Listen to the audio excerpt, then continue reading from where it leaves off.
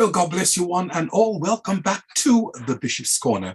And of course, my name is Bishop Dr. Herbert N. Scott, the Chief Prelate of the Liberty Hall Cathedral of Praise, right here in the heart of Brooklyn. And certainly we do want to thank God for the man of God himself, Philip Reed, who is affectionately known as Dr. Phil. And he happens to be the visionary of the Bishop's Corner. And we do want to thank God for Dr. Phil, always doing a tremendous job. God bless you, Doc. We want to thank God for the panel that we do have tonight. We are certainly happy to have with us the delightful, the adorable Dr. Dolores Ben that is with us. Woman of God, certainly it is indeed a pleasure to have you tonight on the Bishop's Corner. And of course, we want to thank God for the man of God himself that is with us from up north. Bishop Dr. Neville Wolliston is in the house. Doc, always a pleasure to have you on the Bishop's Corner. And of course, we want to thank God for the man of God himself from Brooklyn here, the Apostle Lucien Rojas. Man of God, always a pleasure to have you on the Bishop's Corner, sir. Next, we want to thank God for a young man that's doing a tremendous job in the ministry, Pastor Richard Mackenzie Jr. God bless you, young man. Always indeed a pleasure. We are certainly blessed tonight with the friends that we do have with us that will be weighing in. We want to thank God for this mighty man, Don Skaggs, that's with us tonight. We'll be hearing from him shortly. Don, indeed, sir, it's a pleasure. We want to thank God also for Pastor Jacqueline Alder that is in the house tonight. And certainly, woman of God, we want to thank you for your expertise and be well assured that we'll be squeezing all that knowledge out of you tonight because we want to know what you know. And I'm certainly glad, amen, to have you on tonight, the Bishop's Corner. Well, we have a very, very, very, very important topic that we are dealing with, stepping into ownership, going beyond the norm. Let me say that again. Stepping into ownership, going beyond the norm. Before we should go into the questions tonight, we just want to hear from Don Skaggs. Tell us a little about yourself, sir, and what you have been doing, and tell us all that you have accomplished. You have just about 3-4 minutes to do that, Don. It's in your hands. Thank you much. All right. Well, thank you so much, Bishop Scott. I really appreciate the opportunity for being here and getting to talk to all of you. Basically, my backstory, I am a bootstrapped inventor, entrepreneur. I bootstrapped a company out of a farmhouse in Eastern Kentucky over 20-some years ago, and in the early 90s. And we made specialty products for the pathology laboratory industry. And we loaded up a 1991 Mercury Tracer wagon and went around from hospital to hospital and established a customer base, and then came back and made some more, and then grew it, moved out of the farmhouse, had a factory, employees, grew it 23 years, and then sold to a company out in Texas called StatLab. And I was kind of done with the pathology world at that point, and I'd found a real passion working with this organization called the Inventors Network Kentucky. And I decided, I had one of those what's next for me moments after I sold my business, and I knew I wanted to help other inventors and other entrepreneurs do what I did, was take an idea and actually turn it into a real product or business. And that's what we do now. We do that with 3 different meetings every month. You can find us at kyinventors.org. And we do meetings, workshops. We have a lot of different programs we're running all the time. I also have a YouTube channel called Empowered Inventing TV. You can just go to YouTube and type in Empowered Inventing. We do a new video every week. We've got a new one releasing tomorrow. And we cover a lot of different topics. We try to help people not spend a lot of money, but actually figure out how to do this and how to do it in the right way. Thank you very much, sir. Okay, before we should ask Pastor Jacqueline Alder to weigh on in, let me just apologize to Pastor Sanchez for not introducing you, sir. Please forgive me. I do apologize. It's just an oversight. Thank you much. Okay, at this time, we'll be asking Pastor Jacqueline Alder at this time to weigh on in and tell us a little about yourself, woman of God.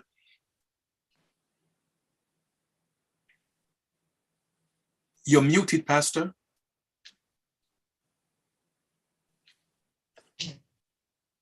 And good evening. My name is Pastor Jacqueline Alder. I am the executive pastor for Bishop Neville Wolliston for Living Word Empowerment Ministries.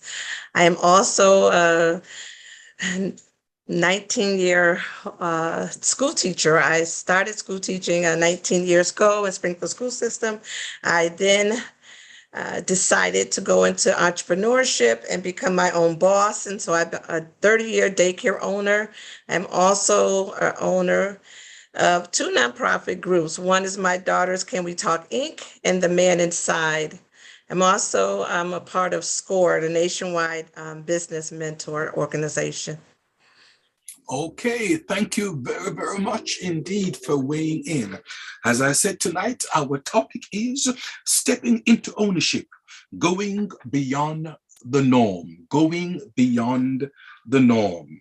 Okay, it was Don that made mention that he has invented a few things. Now, the first question that we want to put to the panel is this: what are the different things we could classify as an invention? What are the different things that we could classify as an invention, Don?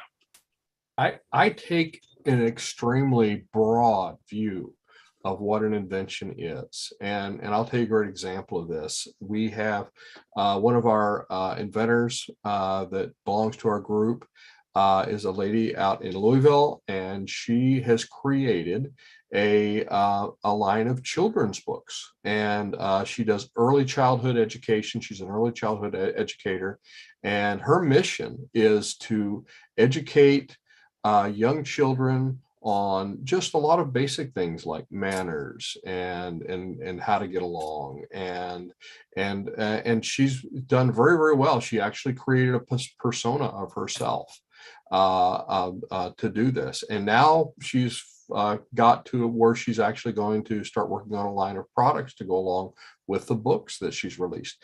I consider her, even before, way before she ever even mentioned coming up with a product, an inventor. If you've got an idea for a product or a business, to me, that's just as legitimate as someone who has come up with an idea for a gadget that they're working on in a garage. It doesn't have to be a physical object all the time. And we see that a lot. Okay, great. Thank you very much, sir. Then let me ask you a question, Don. What makes an invention successful? Well, you put really three things into an invention. You put time and you put money, but you put this third thing, this intangible thing called wisdom. And there's an old proverb that says wisdom is more valuable than gold. And that makes a whole lot of sense if you think about it, because I'll see a lot of inventors, they get an idea, they wake up one morning and they've got this, and they'll come into our group and say, Don, this is the one, this is it. This is the thing. Don, I just know it. This is going to be it. And they'll be all excited. And the first thing they want to do is rush out. They want to get a patent. They want to go to an attorney. They want to spend $10,000 on a patent. They want to get a prototype made. They want to do all this stuff, but they haven't got the wisdom first. And if you don't have the wisdom first, you'll not know where to spend all that time and all that money. And a lot of times you'll end up spending them in the wrong places. You make all your mistakes early on, or most of your mistakes you'll make early on. And those mistakes, how expensive do you want them to be? Do you want to spend all your resources in the beginning when all the big mistakes and make those mistakes a lot bigger? Or do you want to make them small and test and say, oh, look, this didn't work? I had a guy come into one of our meetings one time, and he said, Don, I've got this new, and it was great. I can't tell you what it is because we were all working under a closed non-disclosure agreement, but I can tell you it was a box. And it did a really, really cool thing, though. It wasn't just a box. But he said, and I've got some people that are going to build this for me, and they're going to build my first prototype, and it's only going to cost me $5,000. And I looked at him and I said, I am begging you, do not spend $5,000 on your first prototype. First thing it's going to do is fail. You're going to look at it and you're going to say, I didn't know it wasn't going to do that. Or you're going to say, I didn't know it was going to do that. And then you're going to have to tear it down and build another one. How many times do you want to spend $5,000 doing that? It was funny because in our workshop, it's a lot of people helping other people. And people were chiming in and say, yeah, you can take $10 right now, go down to Lowe's and build this thing yourself. And that's it. I mean, you have to have that wisdom first, and you get wisdom two different ways. You can, and a lot of people confuse knowledge and wisdom. They'll say, "Oh, well, Don, I have several PhDs, and I know all this stuff." And I've been in a lot of these rooms where I'm clearly not the smartest guy in the room, because these people have a lot of knowledge. But the difference between knowledge and wisdom: knowledge will tell you that a tomato is a fruit, but wisdom will give you better sense not to put it in a fruit salad.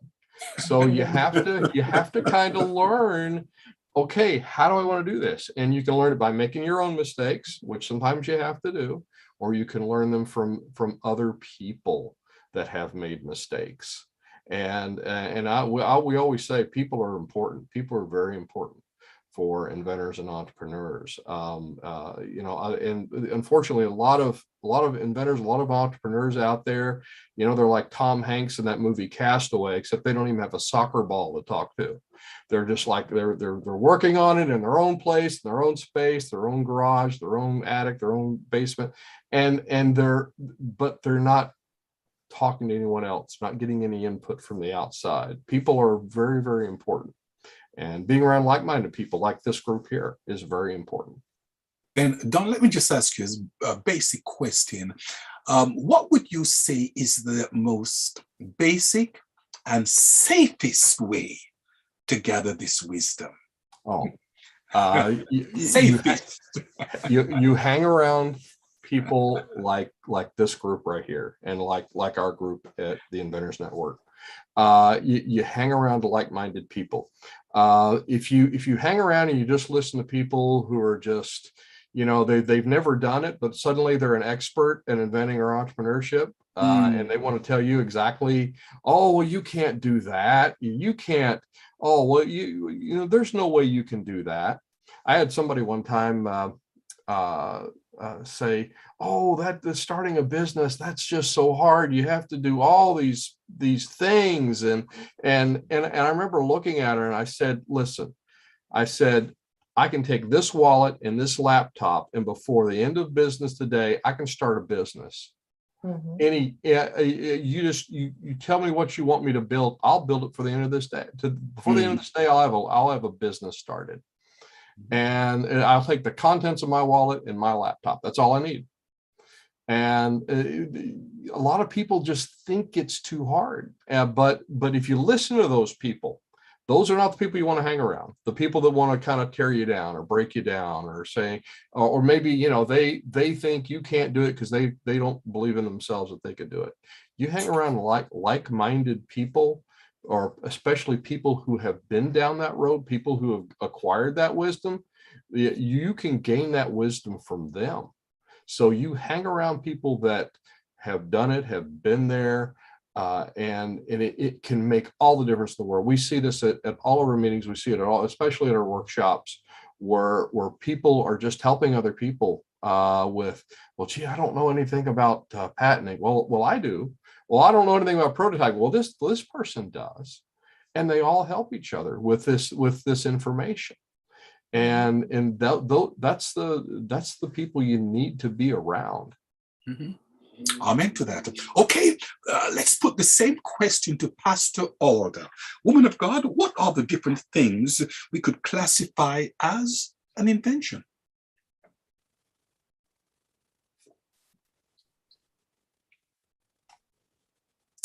Pastor Alder, we can't hear you.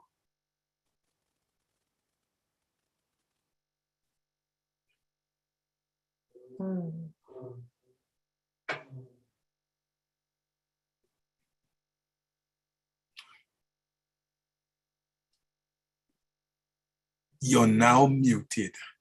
Can you turn it up a little? Okay, meanwhile, you are fixing that. We're going to go on to Pastor Sanchez. I know that, sir, you do so many things. Yes, you do. And the question I want to put to you is this: what are the different things we could classify as an invention? Well, thank you for that question, Bishop. One of the things I think that people don't realize is that an actual process can be categorized as an invention, and you can actually get a patent for it, and it's considered a process patent or a utility patent. And I know that Don could give us a lot more details on that. But the reality is, if you come up with a method of formulating something that develops something, then that in itself can be patented and it's considered an invention. Because, I mean, that's how we created things. So most people think an invention is something I create, I put some together, and voila, here it is. Here's something, this is my invention. In some cases, you see, what you can't do, you can't categorize natural things as an invention. They're just discoveries. But the way you discovered it is the invention. And so that process of taking compounds, chemical compounds, and putting them together, that compounding method can be patented and is considered an invention. And I say that because we're right now, all of us are on Zoom, right? We're on a computer type system. And all of these things are processes that where people took that technology. And that's why it's highly protected, because that thing itself is an invention. The internet is an invention. Things like that are inventions. So processes, and we all work in processes. In reality, we're all inventing all the time. We're inventing better ways to do things. And Don will enlighten us further on this, but necessity is the mother of all inventions. That is the key phrase, right, Don? Necessity is the mother of all inventions. And we're all running into necessities all the time. How do I get my groceries home, right? And it's always spilling everywhere. So I come up with the way to actually put my groceries in the car so they don't spill everywhere. I just came up with an invention, right? The thing is, a lot of people come up with inventions and they only use them themselves. They don't put them out there and market for people to actually benefit from them as well, but do it in such a way where you benefit from it. And that's where Don can enlighten us, because he knows he has the wisdom on how to put it out in market so it doesn't get stolen, right? Because things have become a little more complicated since the Obama administration. The whole process of protecting inventions has changed during the Obama administration. So you have to really know you do it right, or you could lose your entire idea. Well, tonight we are speaking about stepping into ownership, going beyond the norm. Now, we know that you are not just a pastor, Pastor Sanchez, but you also do other things. Can you please enlighten us as to some of the things that you do? Okay, so my background, just give you a quick synopsis. I'm a military veteran, and so I've been to over 50 countries. All of you know who the president is of the United States. If you ever see the president coming down the steps of Air Force One, and at the bottom of the stairs, you see two people standing there, I used to be one of those guys. So I used to travel all over the world. So whenever you see two people standing there with either the president or vice president or secretary of state with that big old plane that says United States of America, I was one of those guys that traveled all over the world doing anti-hijack security for Air Force One, et cetera. And so my career started off as a law enforcement security specialist, anti-terrorism specialist, and I have worked in the corporate world, managing global operations as a corporate executive with over 500 million a year budgets. And so I have a lot of experience in managing large corporations and winning business and building business. I do have a magazine, defendermagazine.com, which I'm the founder of. And I'm also a senior manager within the federal government. I'm approximately 3 years away from retirement. And I provide a lot of management for some of our law enforcement and security operations for two major federal campuses in Colorado and in Maryland. And I'm also president of Triumph Financial Services, which we help people have a methodology for them to build tax-free wealth so that they can retire with dignity and cover all of their liabilities they may have. But as you mentioned, I'm also a minister, so I do a lot. I'm an author. I've recently published my first book, and I'm writing the second book. And so I do a lot of ministry and mentoring other ministers as well. So do you eventually find time to rest, Pastor? I do find time to rest, and sometimes rest finds me, Bishop. Because sometimes I'm going and then rest, boom. Okay. But the one key thing, I love the fact that you brought up rest, is that we are supposed to enter into our rest, right? That's the key, enter into our rest. And so when you learn to live a proper life balance spiritually, then you can spend even less time. And I'm not saying spend less time, but you can spend even less time physically sleeping and still operate more. Remember, Jesus spent the entire night up in prayer. How did he operate in the daytime? Now, that's a whole other topic I won't go into. Amen. Amen. Yes, we have to enter into our rest spiritually. And when we do that, it also affects us physically.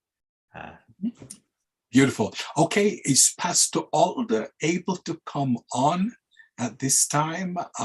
Is it working? Pastor, are you there?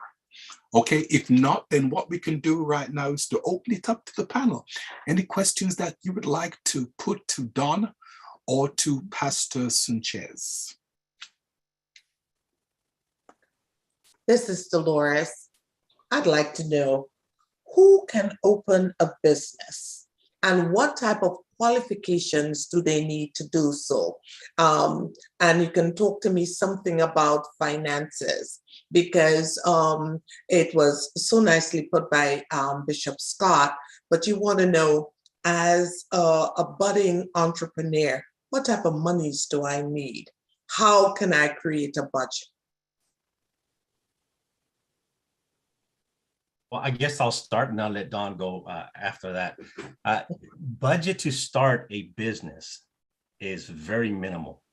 It depends upon your state.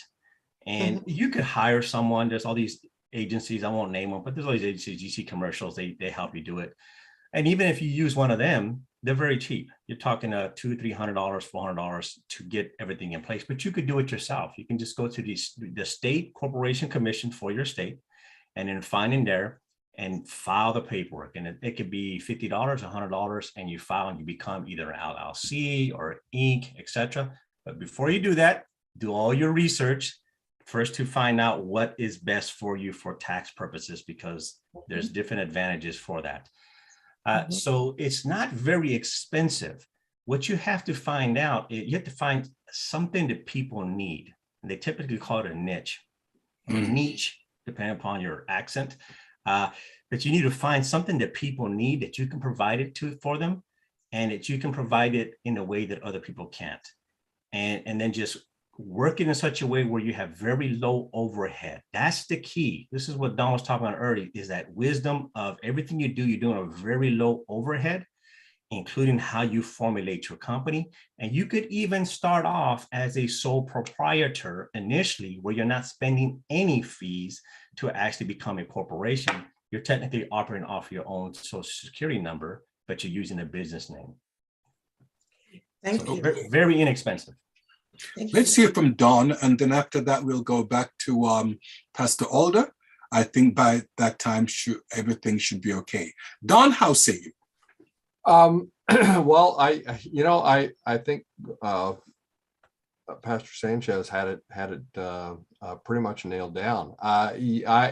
That's exactly pretty much what I was going to say, is that it's not that hard. And, it's funny. A lot of people think that I think they create barriers in their head. They think, well, part of it is they're seeing it. It's a lot of unknowns.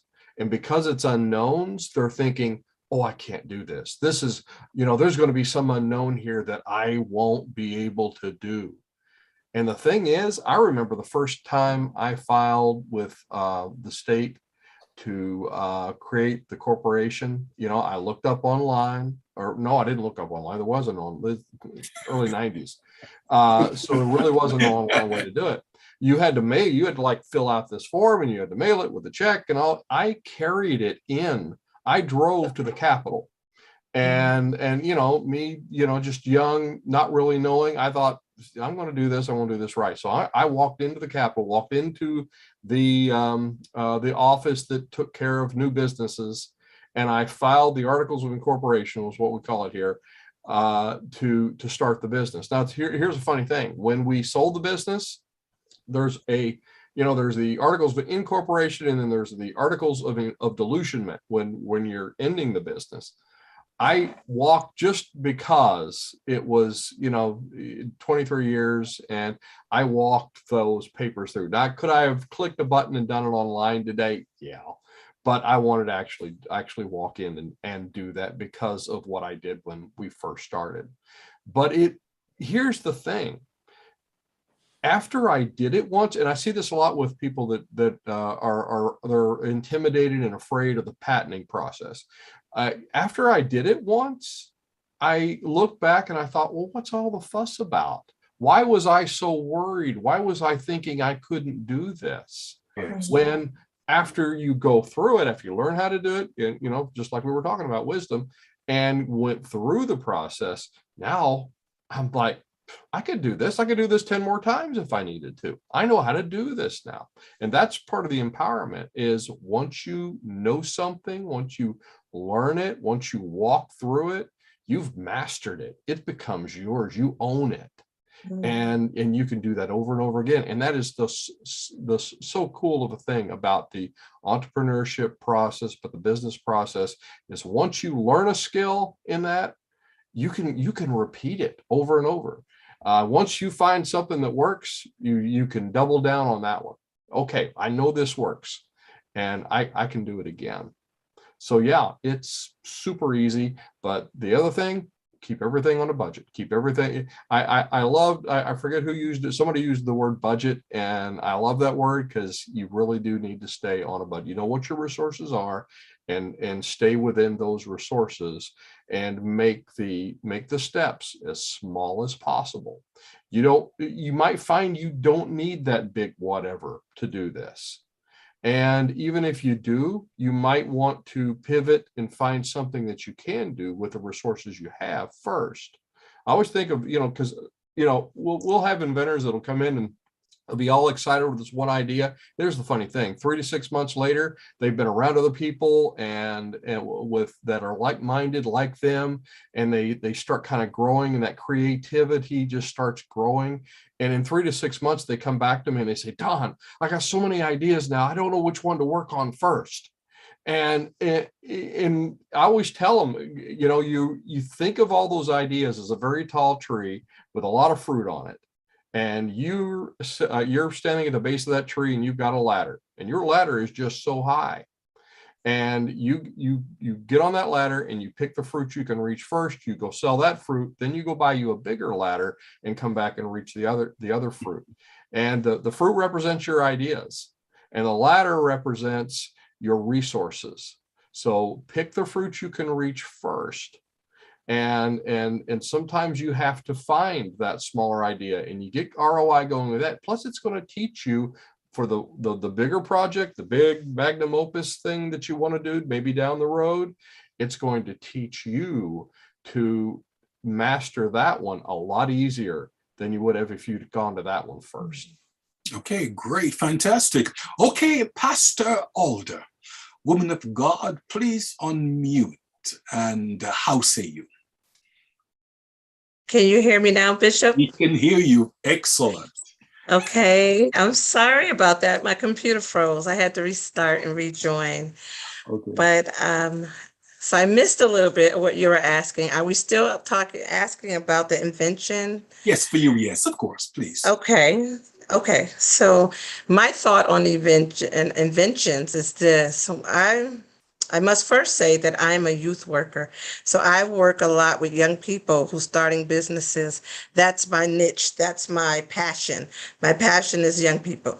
So when I'm working with my young people and they're trying to get a business started and get start their ground roots, what I first tell them is a lot of times young people will see businesses as thriving, barbershops, hairdressers, and things like that, and everybody wants to open up the same thing. But what I say to them is this: what's going to make yours different than the other one? What's going to make me pass one barbershop and take my son to yours? We must invent something that's going to be creative enough to say you're standing out and yours is different than somebody else's. So then I start working with them to help them create different things.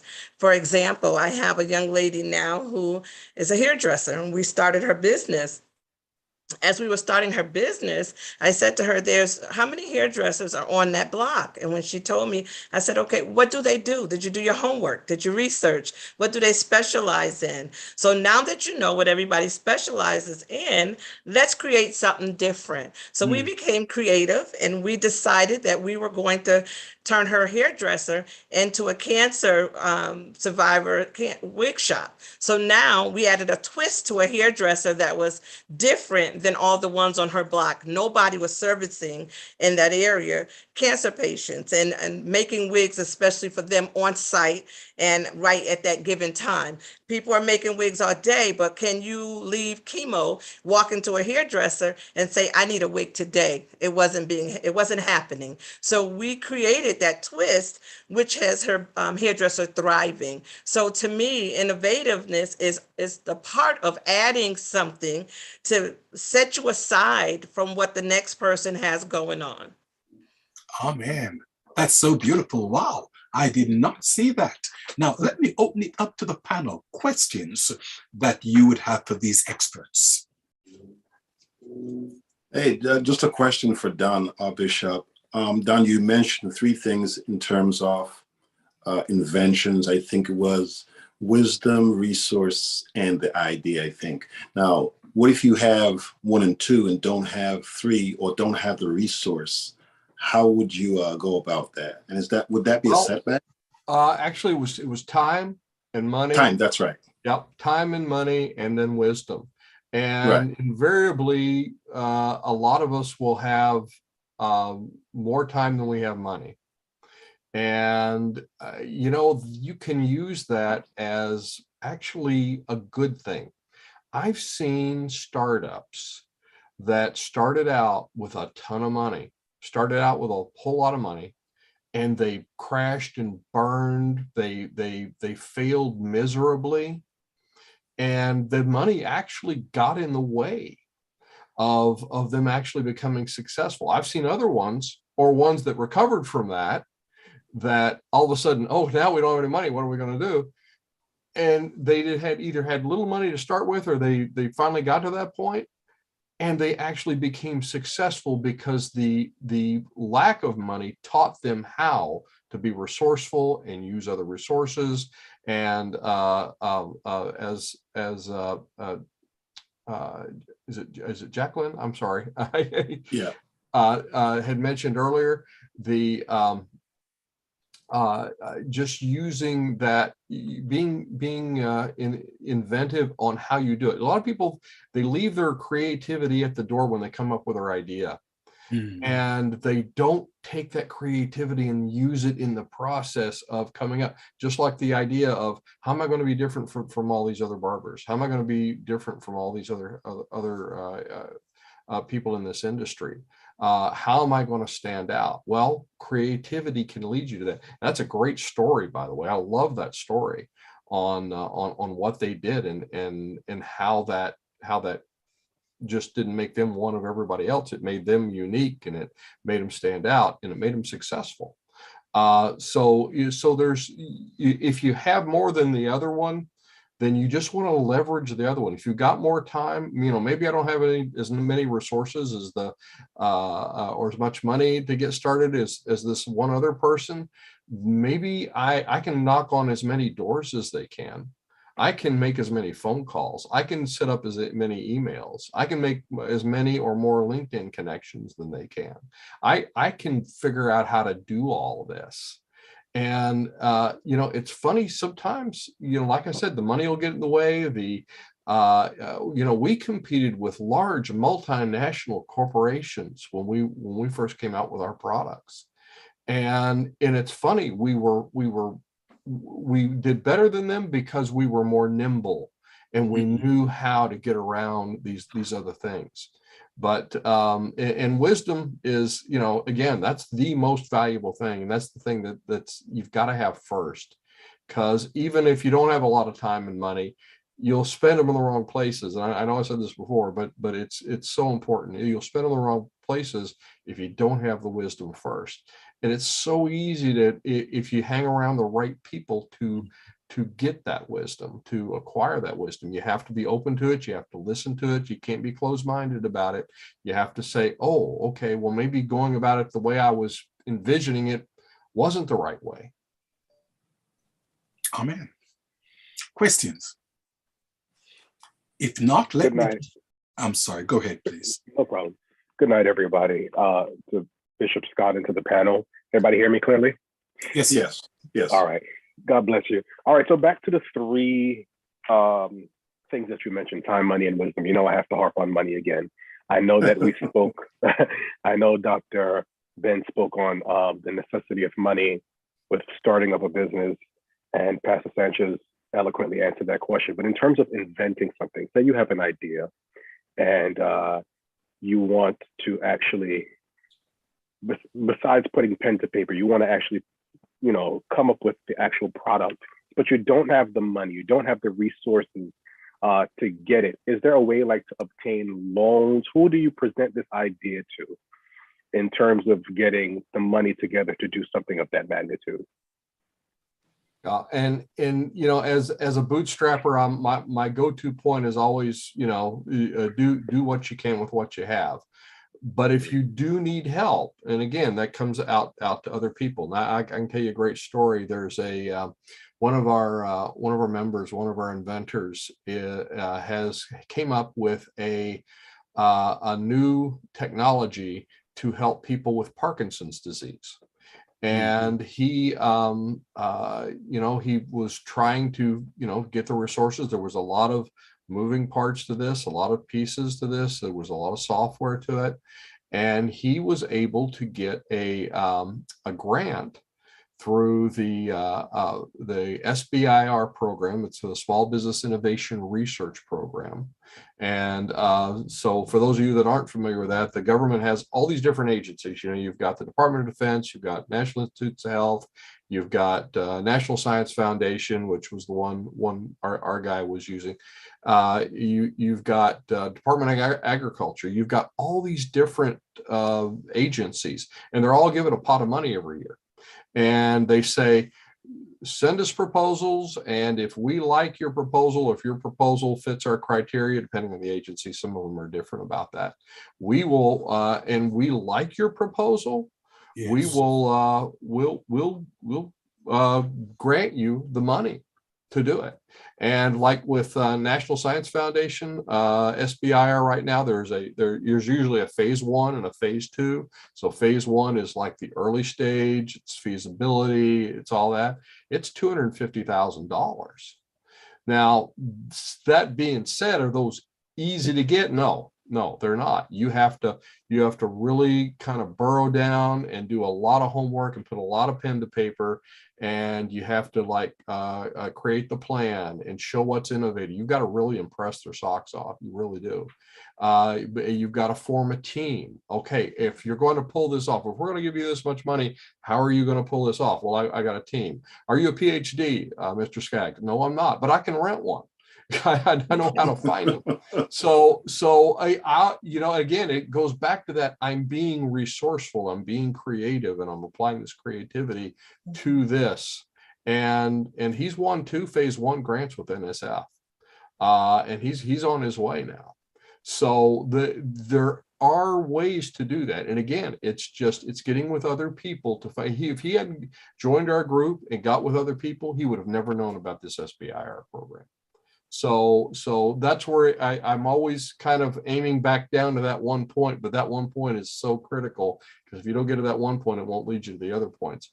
But there's grants to be had, and I like grants over loans. I like grants over venture capital, because it is what they call undiluted funding. You are not paying it back, and they don't own part of you. And as a bootstrapped entrepreneur, I like owning all of it when you sell it. I don't like owning just a little piece if I don't have to. So that's that. There's a lot of opportunities like that too. That's just one. But again, it's you might not have the resources, but you can do the research and find these things.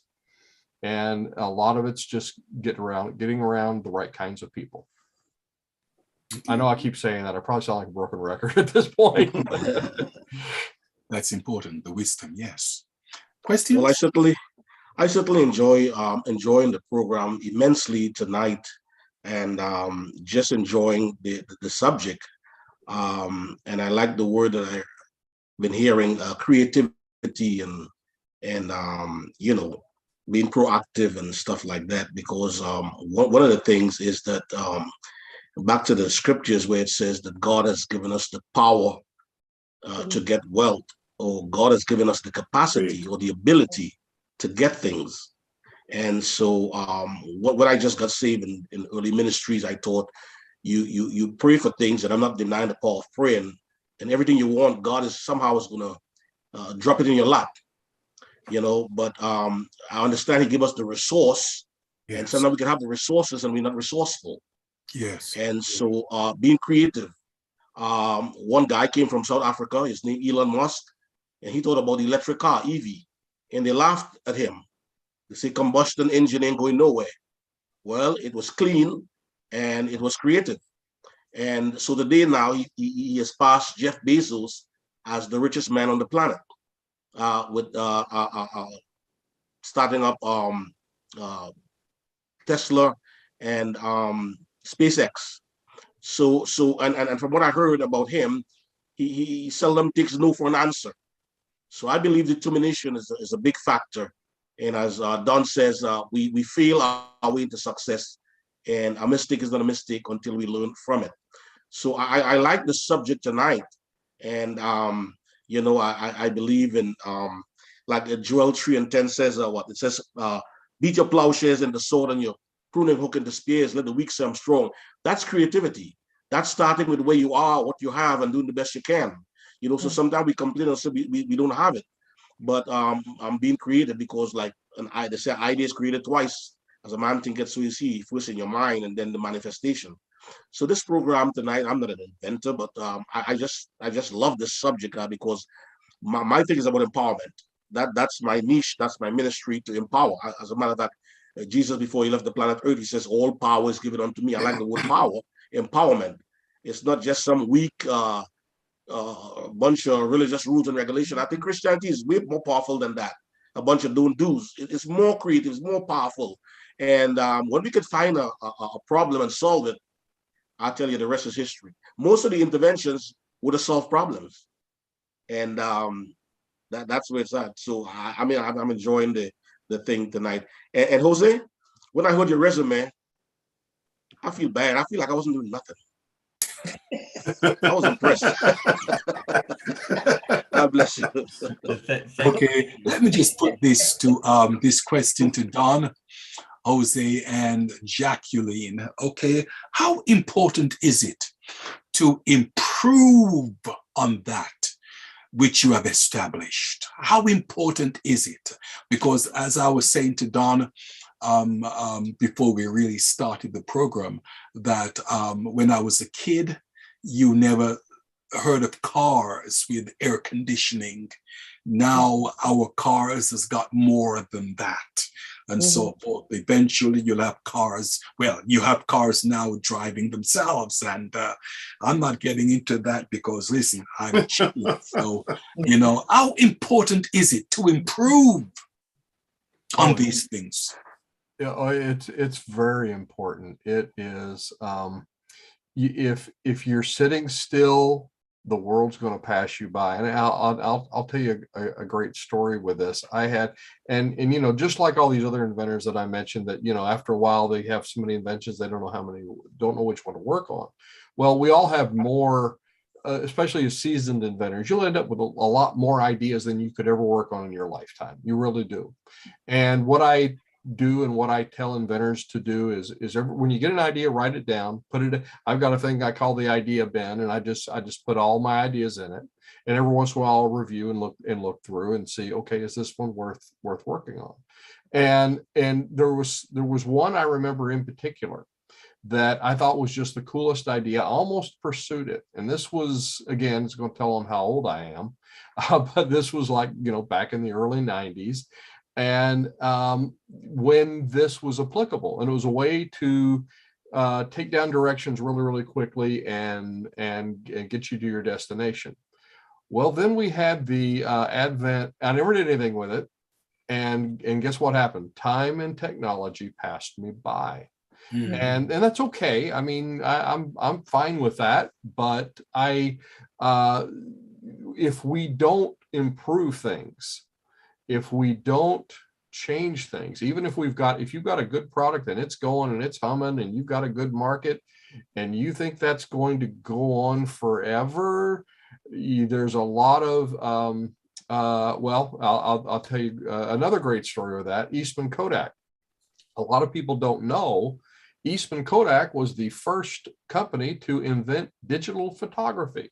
Mm-hmm. And they shelved it because they said, well, this will cut into our film sales business. So for those of you who don't remember, you know, back in the day, you used to have to put something in the back of a camera called film, and you took pictures, and you took and got that film developed, mm-hmm. and then you got your pictures, and they were real pictures. They were like, you know, paper pictures, and so back in the day, before the first inventor of the digital photography of digital camera was Eastman Kodak, and they said, no, we're not going to do it. This will hurt our other business. Guess what?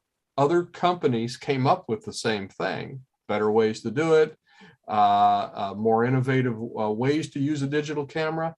And can you buy film now? Maybe somewhere, I don't know. I guess they still sell film cameras, but the majority of pictures are taken with your phone. So if you sit still, the world, technology, and your competitor will pass you by. Oh, yeah. Pastor Sanchez, how say you, sir?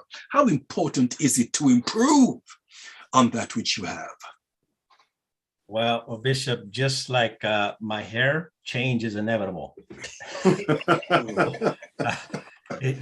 You know, so it's inevitable, and that's just the way things are, period. And so if we're not constantly looking for the next evolvement, then we don't realize the world we're in, because that's part of our whole process in life, is we are learning and developing, becoming more Christ-like. That is the ultimate objective, to become to the measure of the stature of the fullness of Christ, which means we have to change.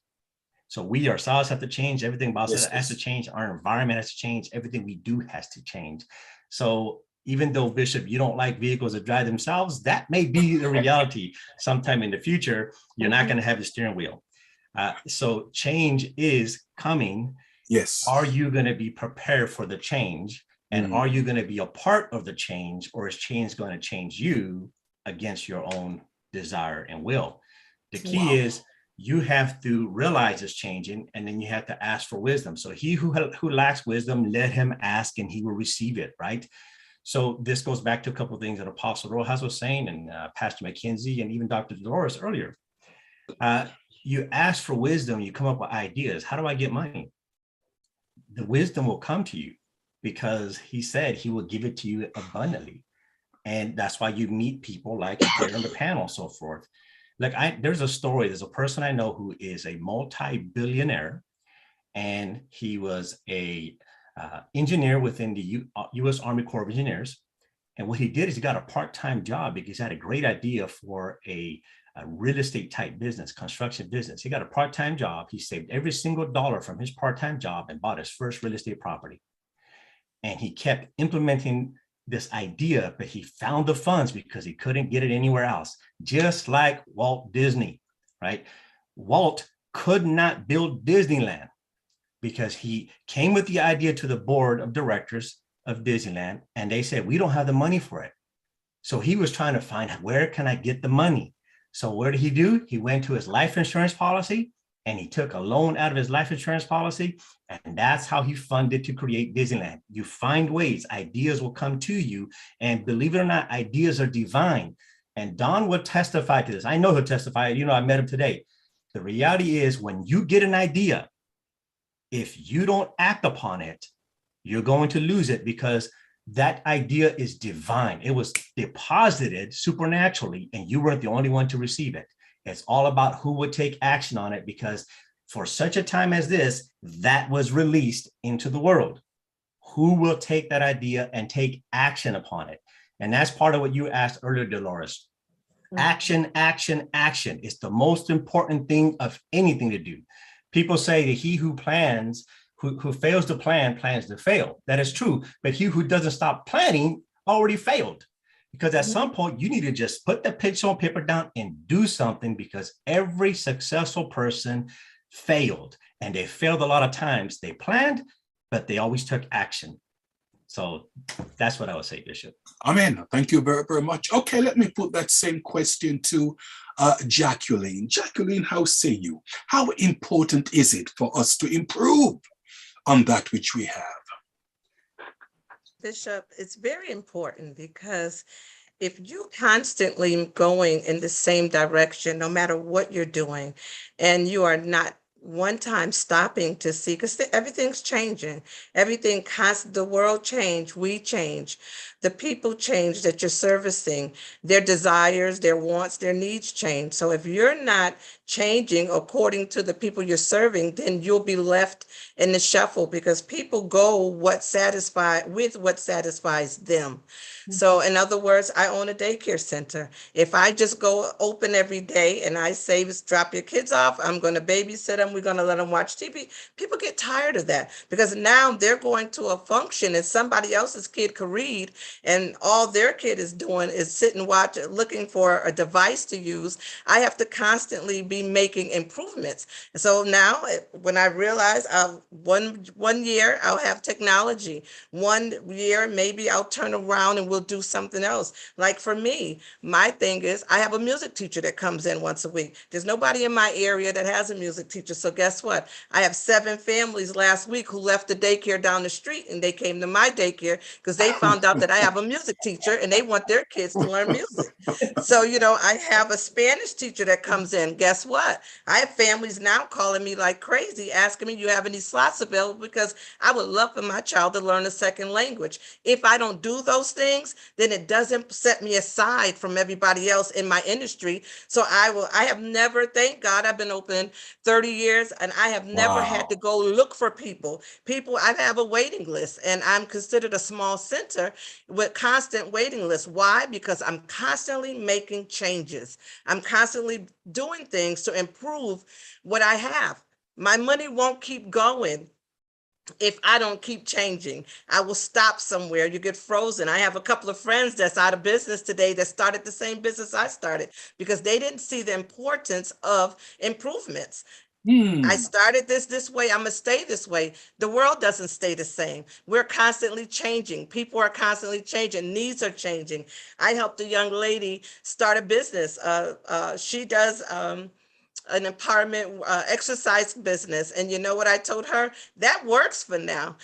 But you're going to have to tweak it because people are going to get tired of just coming to you, getting a meal plan, a workout plan, and saying, okay. So guess what? We researched some things and we said, okay, there is not a workout center that has an autism room. So let's develop an autism room with everything in it. So now we have the children that can come in and we can now serve service the children that needs to work out and get rid of the energy, just like the parent needs. So we're doing two things in one time. So to me, you constantly have to be ready to improve in order to keep your cash flow flowing, or you'll find yourself out of business. I'm not rich, I'm not a millionaire, but I'm doing well. God has blessed me, and it's because I constantly change.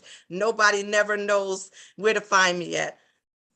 Wow. Now, Jacqueline, let me say this. Now I see why the devil was giving you a hard time for you not to speak, because that's a tremendous amount of wisdom that you have portrayed there, young lady. No wonder Bishop Wolliston, I mean, he looks so proud this evening.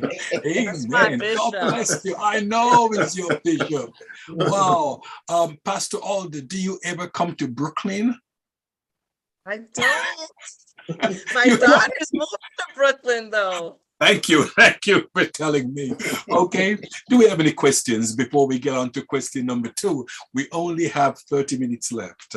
Well, real question, quick, Bishop, that's, yes. I mean, you can make the contrast or the connection spiritually. I mean, this is, I'm sure you have pastors that are on the line. They may not be business people or leaders, department heads. And I thought this was real interesting as you talk about a change and tweaking things. And what are you, even your church, our church, your church, my church, what are we doing differently than the church down the block, down the street?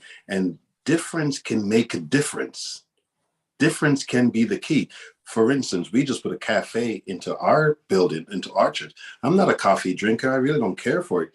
But you know what? Maybe I can grab a beef patty before church, after church, what have you. The idea really is, what are you doing different than someone else that they want to come to your daycare center, your exercise or your gym class or nutrition?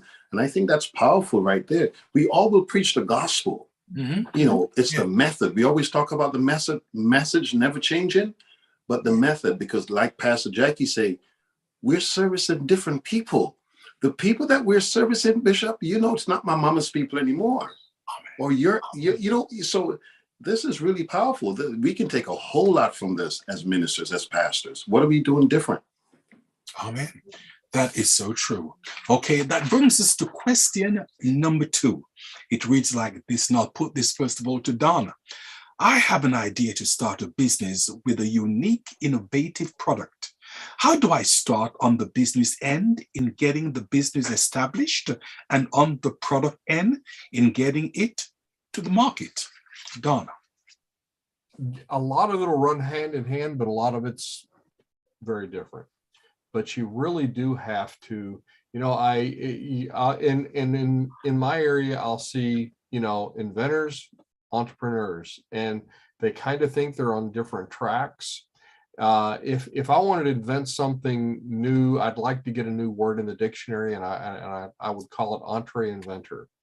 That's where you're a little bit country, you're a little bit rock and roll. You have both of those elements, and if you just want to be creative and come up with a product, and there's nothing wrong with that if that's what you want to do, and you want to license that product, you want to have your own business, you want to license it. What a lot of people don't understand is when they want to license that product, they are doing business licensing the product to someone else. So you're still transacting business. You have to understand that part. And to the entrepreneurs a lot of times, well, I don't want to get bogged down in this product stuff.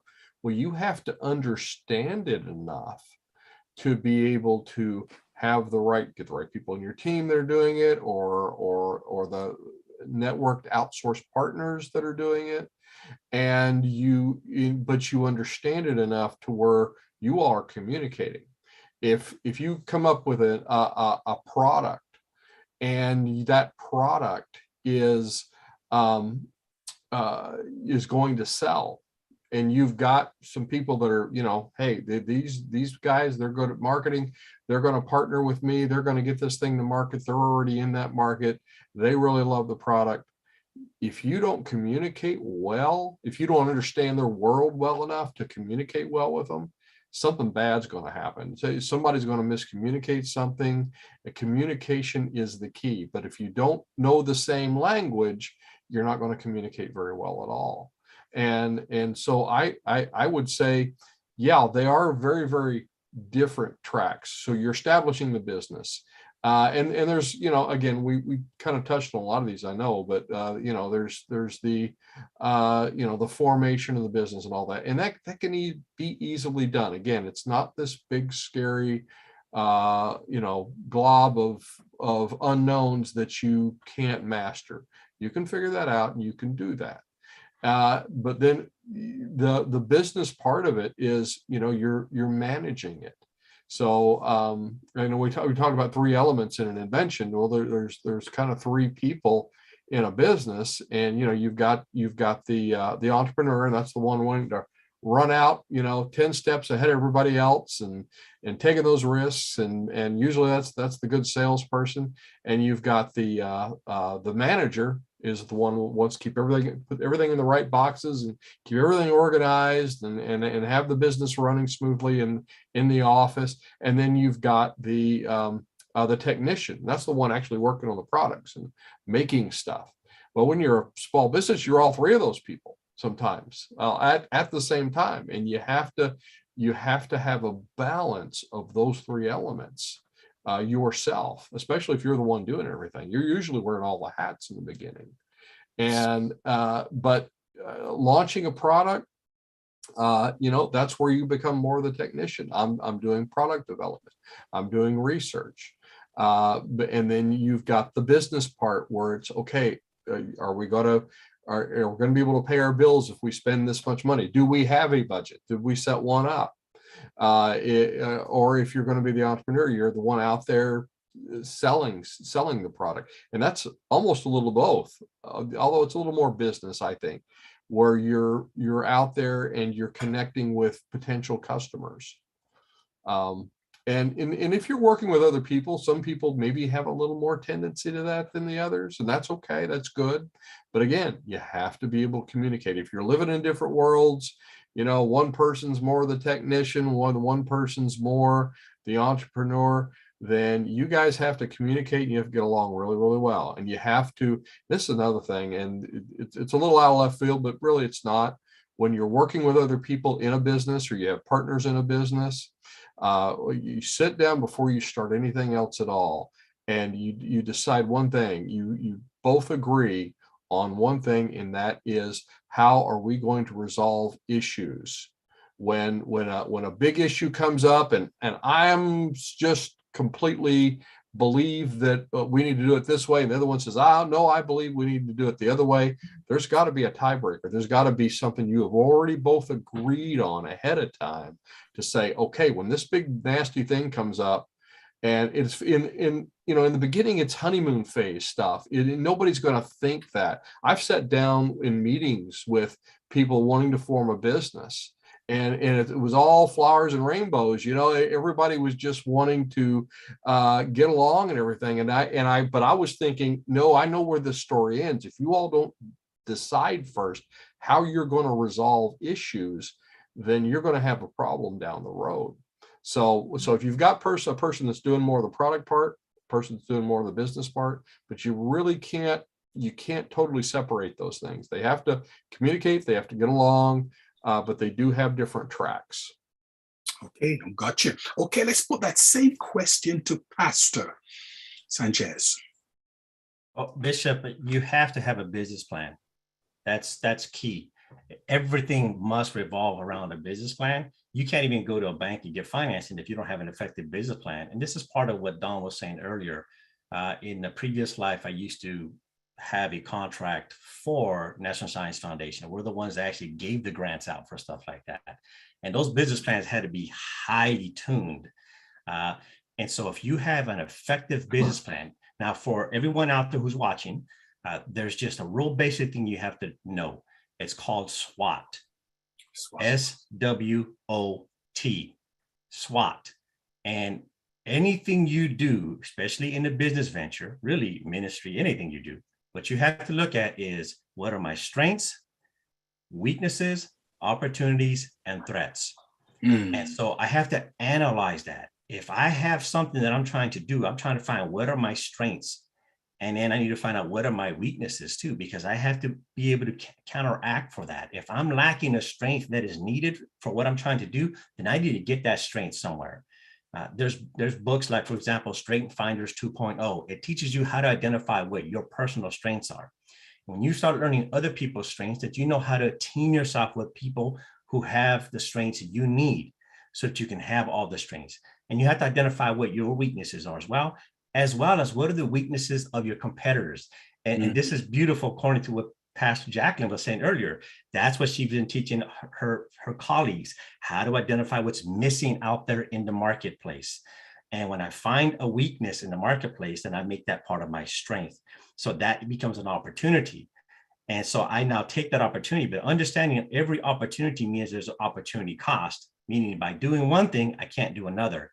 So I have to realize if I do this opportunity, that means I can't do that.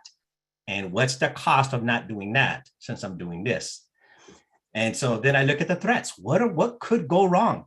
What are the things that could happen in this that I'm doing so that I plan for it? And what I'm doing is I mitigate the risk to the maximum extent possible. And what I can't mitigate, I'm ready for it in case if it does happen, at least I have a plan how to deal with it.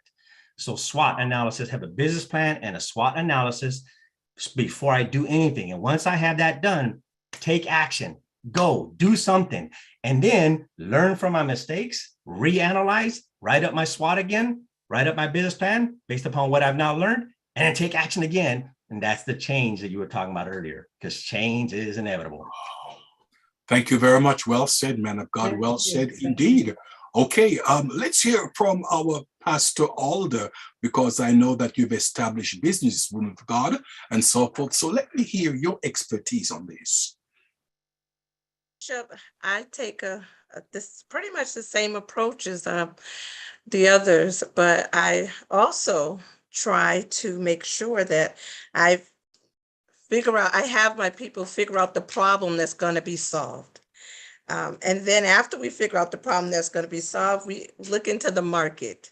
After we look into the market that we're going after, we find our support team, because you must build a support team when you are trying to do something, because you'll get weary and well doing and you'll get disappointed here and there, but your support team will keep you pushing. I have a phenomenal team that when I get tired, they tell me why I can't be tired.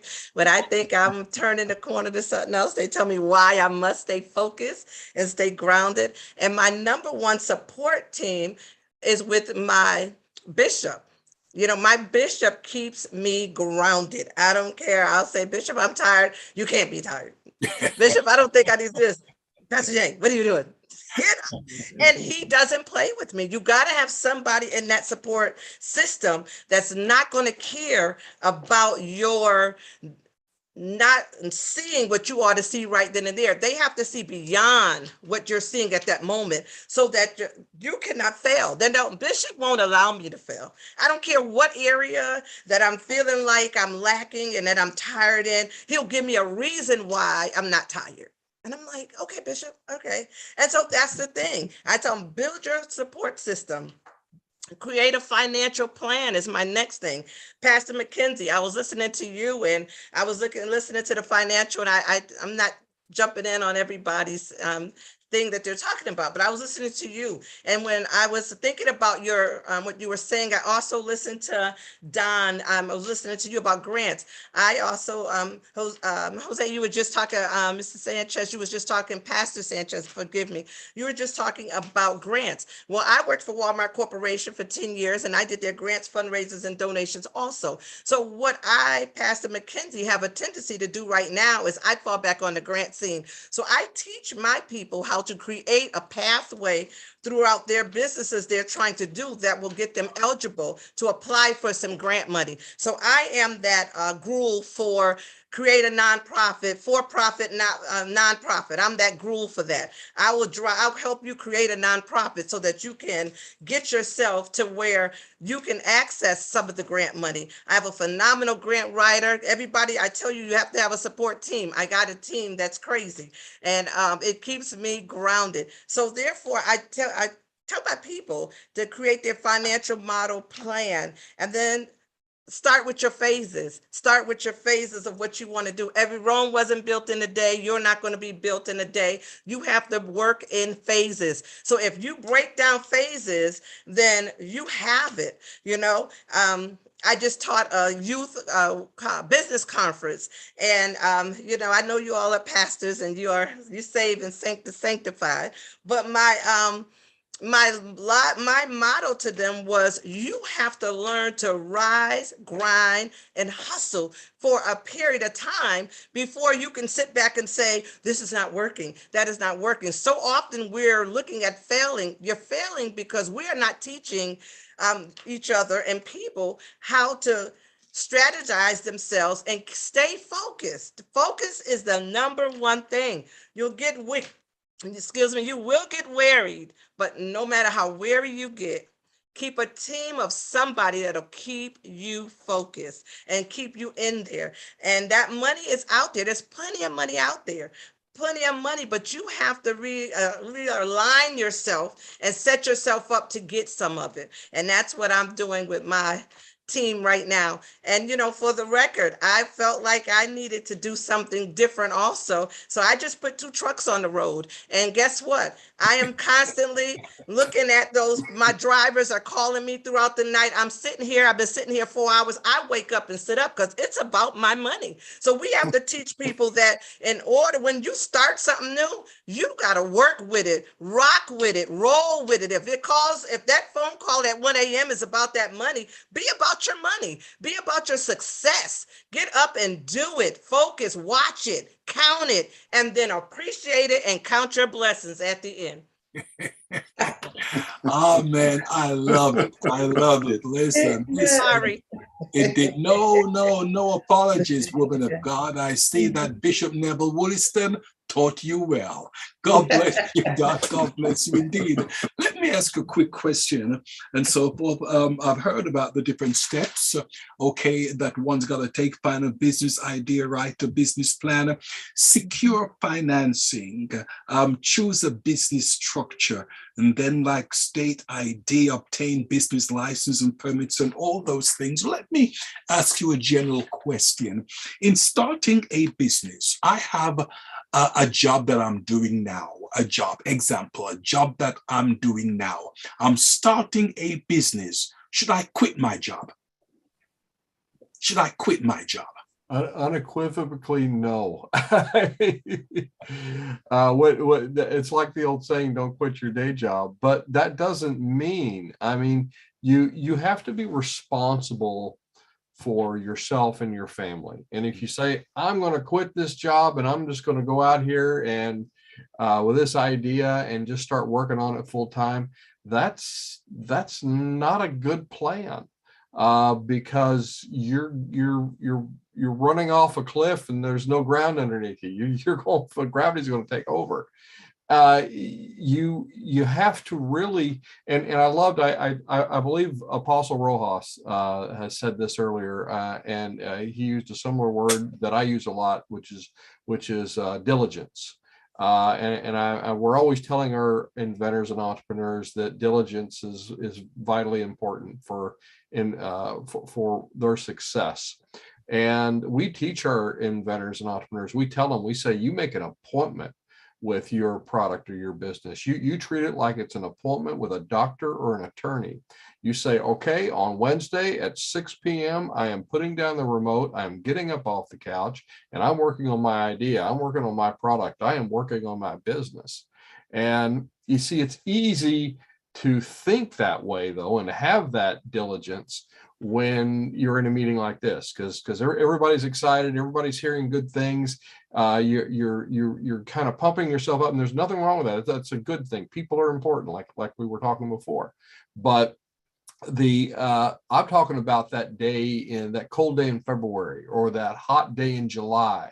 And yes, you come home from that job that you really don't like because you want to be doing this other thing, and you're just not feeling it. And it's just, and you say, well, I know it's Wednesday. I know I made a promise, but I'm just going to sit this down right here, and I want to get back to it. And you make promises to yourself. I want to get back to this, And then the next week goes by and something else happens. And sooner or later, you let things and the minutia of life get in the way of you actually moving forward with your idea for a product or a business. And before you know it, months will wheel by. I have seen people do this. Months will wheel by. And it'll be Thanksgiving. If you're anything like me, you're reared back in the recliner full of turkey. And my wife comes up and she says those magical little words, honey, would you? And in my case, it was, you go out to and get the Christmas decorations out of the garage. It's time to put the Christmas decorations up. So you get up and you go out there, and then you come across it, that idea for a product or a business that you had, it's got dust on it, and you that you were so excited about all those months ago. And you pick it up and you look at it, and you have a moment of that, I know I can do something with this. I know I can. But you see, at that point, you have to make a decision. You have to decide, am I going to do this? Am I going to actually turn this into something that's going to change my life, change my legacy, change my family tree, and send me in a different direction than this job that I really don't like? Now, you still have to work the job, getting back to the question, but you have to look at it that way. Is it more work? Yeah. But yeah, guess what? It's become your new part-time job, and you have to show up for work if you don't want to get fired. Thank you very much. Let me put that same question to Pastor Sanchez. How say you, sir?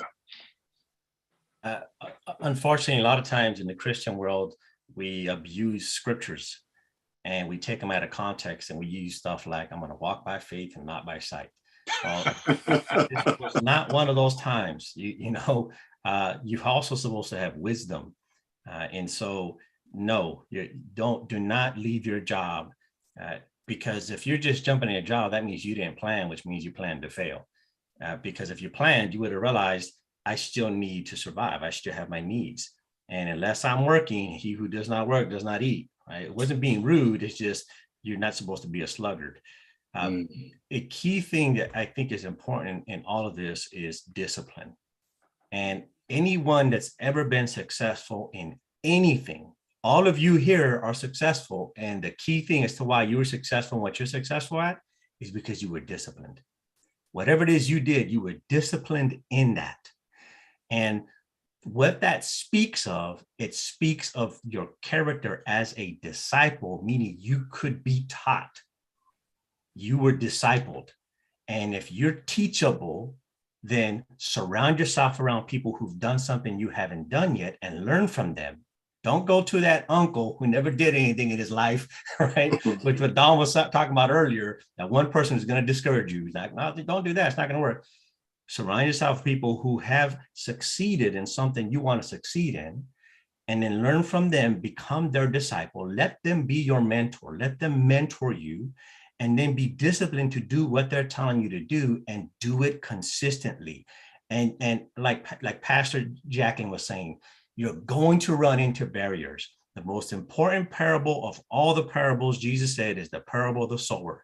And one of the three soils was talking about the thorns, and there was the cares of this world and the deceit of riches. This was someone who was succeeding, but the cares of this world, the challenges you'll run into, they will challenge you. Are you going to give in to it? Or are you going to say, I don't feel like doing it today? But like Pastor Jacqueline was saying, it's about my money, so I'm going to do it, right? I'm going to do it. If I want to become this, then I have to follow what my mentor said, and I'm going to do it. Because even Jesus learned obedience, and that's discipline, through the things he suffered. You must learn, and you must change, and you must grow, and be disciplined to do step 1, 2, 3, no matter what. Pastor Sanchez, real quick, would that be the same for the same principle apply for ministry? Let's say the Lord has called me or calling me into full-time ministry, or to be a preacher, a pastor. Would that same principle apply? I love that question, Bishop. That is an awesome question. Yes, absolutely. Ephesians 4:11-13 is extremely powerful. So we love to quote it. He gave us apostles, prophets, evangelists, pastors, teachers for the edifying, exhortation, the building up, for the work of the ministry, right? So we know all that. The reality is this: we have to be mentored. We all have to be mentored. That's why in Galatians, he says that even a son, even though he is the heir and he will be Lord of all things, he is placed under governors and tutors until the appointed time, until he grows up and learns how to rule, how to be a leader. He can't lead, and he's subjected to people whom he will rule over, but he has to be obedient to them people until he learns. And we see that in the natural realm. We look at just natural monarchies, natural kingdoms where there's a king. Their heir will be disciplined and raised up by people, and they have to listen. They get spanked and so forth. And that's the way it is in the ministry as well, Bishop. We have to listen to our leaders. We have to listen to our bishops, our apostles, and so forth, and let them mentor us because, see, here's the thing about it. Every minister out there is trying to work themselves out of a job. Because Ephesians 4:13 says that he gives these ministers so that prepare you for the work of ministry. And then 13 says, until we all come to the unity of the faith, to the knowledge of the Son of God, to the perfect man, to the measure of the stature of the fullness of Christ. At that point, we're unemployed. Hallelujah. Thank you, Lord. and so we listened. And here's another reality, Bishop. If you cannot learn from the natural counselors, then you can't learn from the supernatural ones, meaning the seven spirits of God. You can't learn from them because you can't even listen to him whom you see. If you can't listen to him whom you see, you can't listen to him whom you don't see. My. Oh, okay. I'll stop at that. Yeah, that's a message. Thank you, man of God. Okay, we only have 6 minutes left. Let me just put that same question to Pastor Alder. Should I quit my job, woman of God? I got this great idea. Talk to me. I'm going to be really quick, and I'm going to say, no, you should not quit your job unless you're going on an extended fast and that you can live on somebody's couch and you won't need any resources. If you can say that that is your life for the next 6 months to a year, quit your job. But if you cannot say that you're on this extended fast, then you need to keep your job and stay working. Just become creative with it and make sure that you can set aside some time that you can do what you do. Quickly, I'll tell you that when I was teaching in the high school, I knew it wasn't where my destiny was marked to be. I knew I wasn't making a great difference, a big change there. So what I did is saved up all my sick time, my vacation time and everything. And so I took time off to start my business by using my time that I set aside. So you have to be creative so that you don't go hungry, you don't go homeless and all of that. My answer is no, do not quit your job. Thank you very, very much. Well, listen, we have heard a lot and we have said a lot. We only have 5 minutes left. And to me, it does not make sense in asking the other question or the other questions because with the people that we do have on board, that's going to be trouble. So what should we really take away from this conversation tonight? We've heard a lot and we have said a lot. Dr. Dolores Ben, what should we take away from this conversation tonight? First of all, let me start by saying thank you so very much. This thing was a plethora of knowledge and I feel so excited. So I'm going to take away time, money, and wisdom. And I like Jose Sanchez when he talks about discipline. Glory to God. When he speaks about discipline.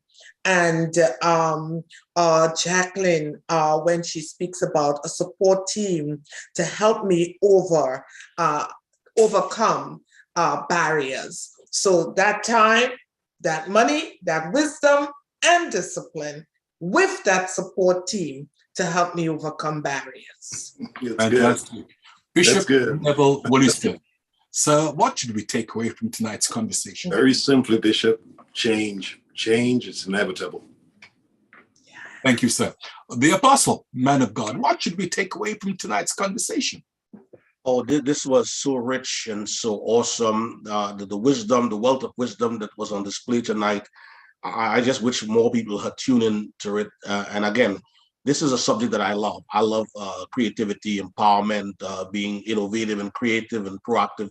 That's my alley. So I was just floating. I was in cloud 9. just listening to all the wisdom that was presented here tonight. Really, really powerful. Beautiful. Pastor Richard McKenzie. Again, I have to piggyback on what everybody said. Again, thank you all for your wisdom and your knowledge that was shared to us. As we talk about wisdom and knowledge, what I take away is something that Don shared earlier. I had to write it down. Knowledge will tell you a tomato is a fruit, but wisdom will tell you don't put it in a fruit salad. So gain wisdom. Gain wisdom. Oh, fantastic. Okay.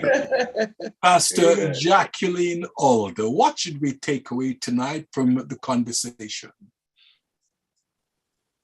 I'll keep it simple. I think what you should take away from tonight is always make sure that your system is built strong and that you're focused before you get started.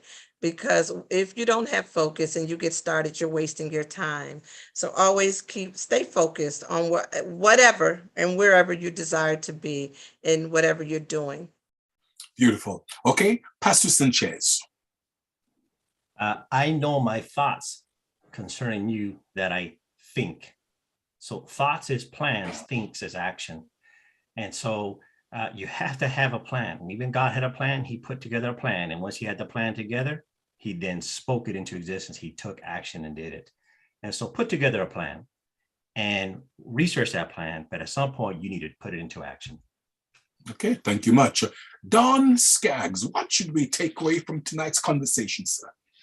I think of three things. If I didn't remember three things from tonight, it would be that people are important and wisdom is important, and that discipline is very important for inventors and entrepreneurs. Well, for everyone in general, actually. So.